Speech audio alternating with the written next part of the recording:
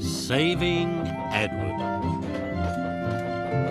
It was summertime on the island of Sodor. All the engines were working hard, carrying goods and passengers. They cheerfully chuffed up and down the lines. All except Edward. Edward was worried. He wheezed as he puffed, and steam hissed out of his cylinders. One morning, the Fat Controller came to the sheds. He had an important job for Edward. A special delivery of fruit and vegetables is coming to the docks today, He told him. I want you to take it to Knapford. Yes, sir, said Edward. But he was worried about his wheeze. It felt worse today.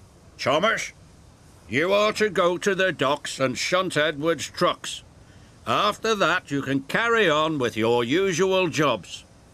Yes, sir, said Thomas eagerly.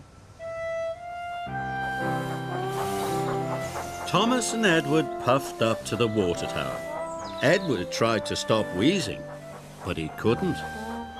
What's the matter? Asked Thomas. You don't sound well. I can't seem to get up steam properly, said Edward. But I'll manage. Don't tell anyone, Thomas. Thomas wasn't sure about this. I don't want the Fat Controller to know, hissed Edward. Thomas could see Edward was worried, so he agreed. He hurried off to shunt Edward's trucks. Edward followed slowly to the docks. Edward was very worried. What if he was too weak to pull his train? He would be of no use to the railway. He wouldn't be useful at all. Edward shuddered at the thought. Must keep going, he wheezed fearfully. At the docks, Thomas had shunted Edward's trucks into place for him. Soon Edward was coupled up and ready to go. Go on, Edward, you can do it, called Thomas encouragingly. Edward puffed as hard as he could, but the train hardly moved at all. I'm sorry, Thomas, Edward wheezed miserably. I'm not a really useful engine anymore. The Fat Controller will have to send me for scrap. Thomas was very upset.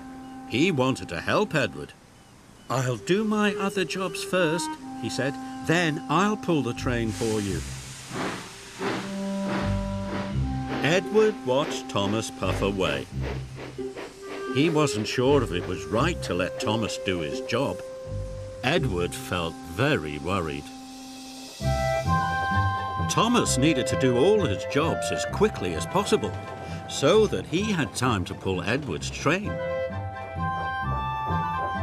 Hurry up, he told the troublesome trucks. What for, they snapped. For Edward, puffed Thomas, and he biffed them crossly. Edward waited sadly by his train. He hoped Thomas would come back soon.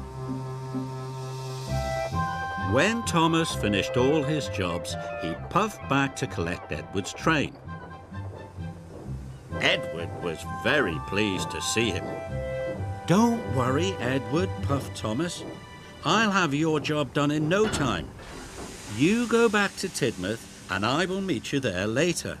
Thank you, Thomas, wheezed Edward. And Thomas pulled away with a long line of trucks. Thomas was tired.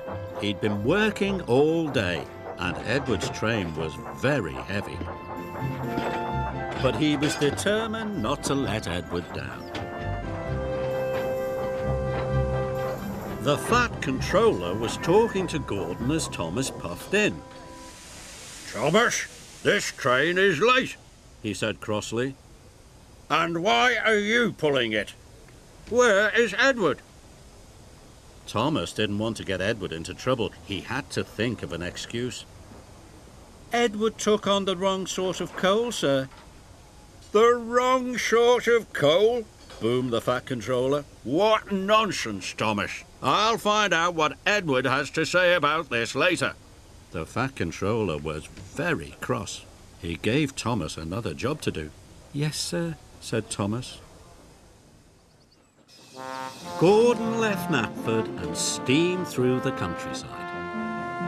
And then he found Edward having a rest.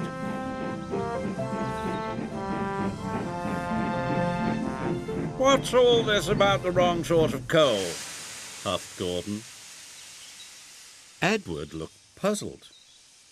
Gordon told Edward all about Thomas and the Fat Controller. Edward felt very bad. He wanted to put things right. He decided he must go and see the Fat Controller straight away. Edward hissed and wheezed his way to the station. His fire felt feeble. His wheels felt weak, but he battled on. At last, Edward puffed into the station. He found the Fat Controller. "It's all my fault, sir," he said sadly. "I asked Thomas not to tell you I couldn't work. I was afraid of going for scrap. I'm very sorry. I should have talked to you this morning." Yes, said the Fat Controller. You should always tell me if you have a problem. You are a loyal, hard-working and really useful engine. I will send you to the fitter's yard straight away. Edward was very relieved.